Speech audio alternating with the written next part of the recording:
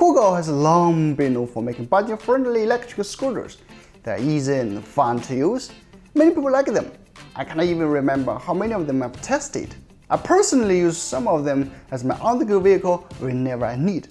If you have to ask me one question, what is your most favorite Kugoo scooter on earth after all these tests?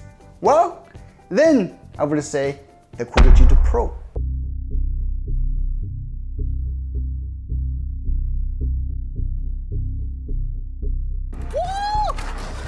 I've abused it for almost a month, and here's my review.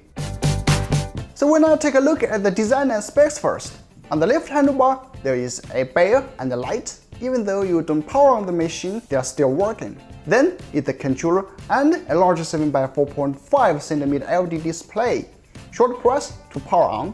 The display has a half animation that shows everything you need. Plus and minus icon is to select assist modes or choose different settings when you are in the settings mode. Move to the left is the throttle. Press and hold it, you're ready to go. It has two front handbrakes.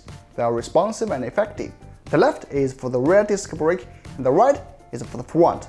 Always press the left brake first when you want to stop. Don't ask me why that. I learned it in a hard way. Move down is the folding mechanism. Unlike other Kugoo scooters that can be locked up when you fold them, there's no buckle or something to hook the stem down when you fold it. It's not like you are going to be one-handedly into the trunk of your car every morning. Considering the 23 kilograms weight, you probably won't be folding or lifting the scooter much. Not the deck. I wouldn't say you can comfortably put your feet on that as it's not that long or wide at the Kugoo G Booster. But luckily, there is a protruding plate that lets you place either your left or right foot. Actually, this design comes with benefit. You can do some stunts easily with it.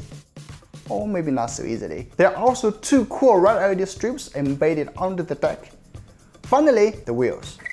The knobby tires just feel grippier and safer when you're riding. The rear wheel sports an 800-watt motor, which enables a max speed of 50 km/h. More on that in a moment. Overall, in my opinion, the G2 Pro is the best built and most refined scooter among all Kugoo scooters. You can check all these polished details. The new ergonomic hand grips are stylish, the deck and wheels are rugged, and the suspension and shiny disc brakes all scream, I'm not a cheap rental scooter. It is a good-looking and elegant scooter. But there is a tremendous strength in elegance.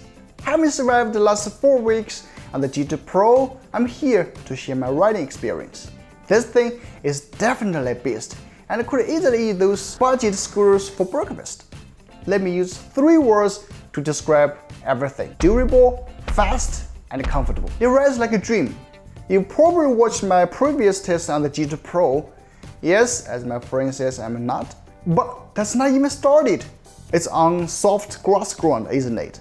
Last week, we went to another place with this hard ground. I was still trying to learn to do some stunts by lifting the front wheel, and I crashed so many times.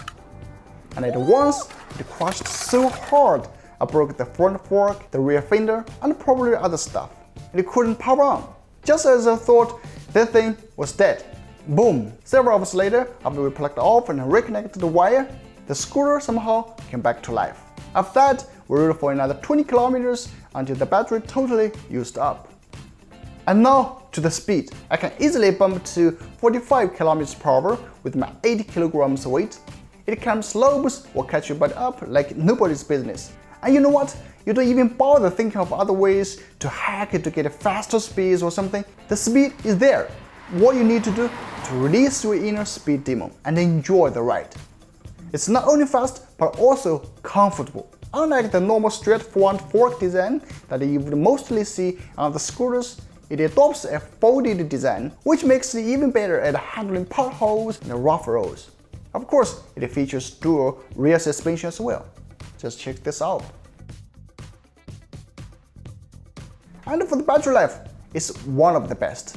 We actually tested by riding straight from full battery to 0. We got around 45 km range, and during the test, we always put in full power mode. I'm just surprised. During my whole intensive and crazy test, there's only one downside for me. That's the display. for some reason, the display shows me the wrong information, it gives the wrong speed, the wrong mileage, even the wrong battery gauge. Funny thing is, when it's out of battery, it still shows you the full battery.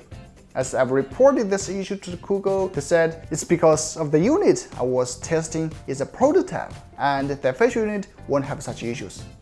Good to know that. So to conclude, should you get the G2 Pro, priced at $899 on KuKirin, it is the second most expensive Kugoo scooter in its lineup so far. With the most refined craftsmanship and excellent riding experience, it's definitely worth every penny. But is it made for everyone? I don't think so. If you just want an entry-level scooter, there are plenty of options out there on KuKirin: Kugoo S1, S1 Pro, Kirin S2, or even M4 series. This G2 Pro is a serious machine made for serious fun. If you've got some fun trails around you or you want to commute on faster roads, the Kugoo G2 Pro is exactly the kind of scooter you would want.